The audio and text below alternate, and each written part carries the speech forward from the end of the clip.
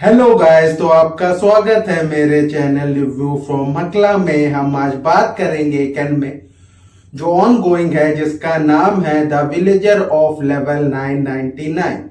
इसके स्टूडियो का नाम है ब्रेन्स बेस। इसके डायरेक्टर हैं योशिनोबु कसाई। इसका भी एपिसोड 9 आया है, जिसका नाम है होप लाइक नेवर बिफोर।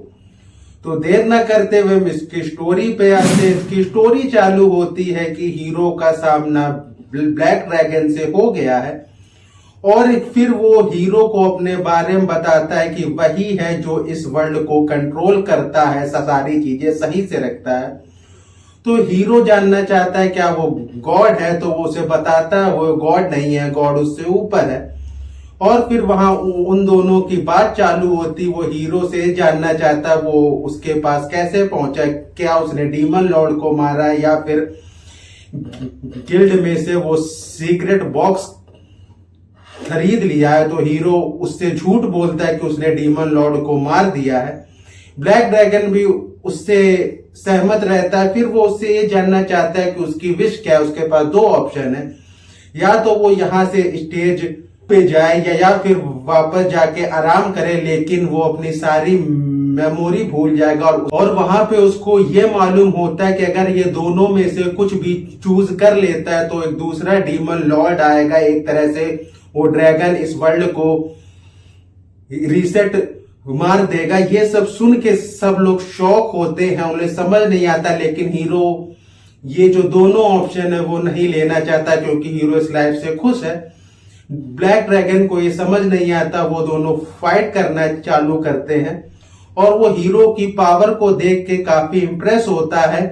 और लेकिन जब उसे एहसास होता है वो कोई हीरो नहीं है, उसकी जॉब है विलेजर, वो देख के शॉक होता है कि कोई इतना पावरफुल कैसे हो सकता है। तभी वहां पे आ जाता है टेलर और वो हीरो को आके रोकता है या उससे बात करना चालू करता है। और वहां पे पता चलता है वो भी एक ऐसा व्यक्ति है जो इस वर्ल्ड को कंट्रोल करता है, इसका बैलेंस बनाए रखता है।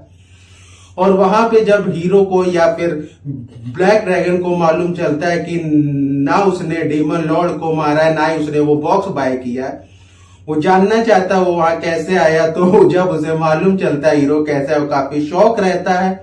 लेकिन दोनों के दोनों सहमत रहते हैं कि हीरो इस वर्ल्ड में कुछ चेंज ला सकता है और हीरो उनसे डीमन लॉर्ड को वापस मांगता है और उन लोग डीमन लॉर्ड वापस देते हैं और एपिसोड यही खत्म हो जाता है। बात करते हैं इसके रिव्यू की। ये एपिसोड 9 काफी इंटरेस्टिंग आया है और काफी अच्छा आया है। इस पूरे एपिसोड में उतना खास कुछ नहीं होता, थोड़ी देर के लिए फाइट होती है, लेकिन उसके बाद भी जो बातें होती हैं, जो लॉजिकल रीजन शो होता है, जो कहानी का फ्लो है और जो इसमें हमें दूसरी चीजें मालूम चलती, वो इस सीरीज को अब काफी इंटरेस्टिंग बना रही। क्योंकि जो पहले के 6 एपिसोड आए थे उसमें हीरो को बहुत पावरफुल शो किया गया था, ओवर पावर्ड शो किया गया था और ना ही उसके पास कोई बेहतर स्किल थी, सिर्फ वो सिंपल फाइट करता था। तो वो सारी चीजें देखने में उतनी इंटरेस्टिंग नहीं लग रही थी, क्योंकि हीरो सबको एक ही पंच में हरा दे रहा था। लेकिन एपिसोड हीरो 9 आया, हीरो का सामना ब्लैक ड्रैगन से हुआ। हमें इसमें बहुत उम्मीद थी कि ये फाइट होगी, पर इसमें फाइट नहीं हुई। अगर इसमें फाइट होती और हीरो को अच्छा खासा गोल्ड मिल जाता तो शायद उतना इंटरेस्टिंग नहीं रहता जितनी इंटरेस्टिंग अब रही है कि वो ब्लैक ड्रैगन को नहीं मारता, उसे पता चलता वही वर्ल्ड कंट्रोल कर रहा है। और उसे जब इस वर्ल्ड के बारे में मालूम चलता, जो वर्ल्ड की कहानी शो की है कि ये वर्ल्ड कैसे काम कर रहा है, वो काफी अच्छा लगता है और काफी इंटरेस्टिंग फील होता है कि अब ये कहानी कहाँ लेके जाना चाहते हैं।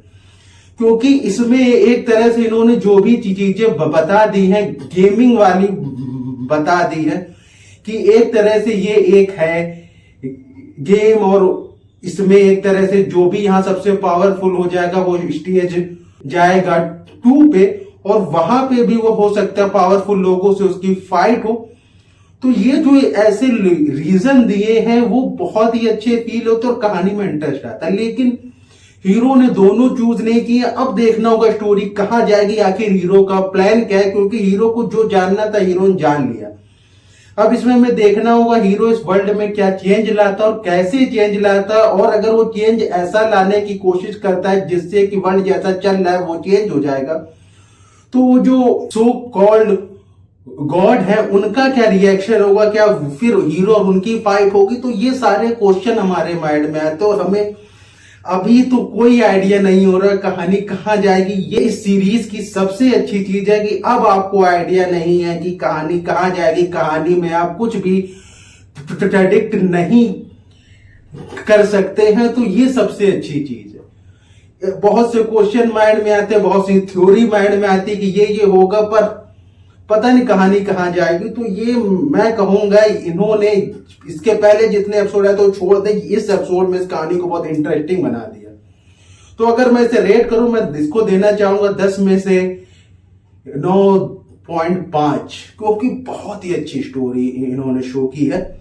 तो ये रिव्यू हम इसी के साथ खत्म करते हैं। Bye bye.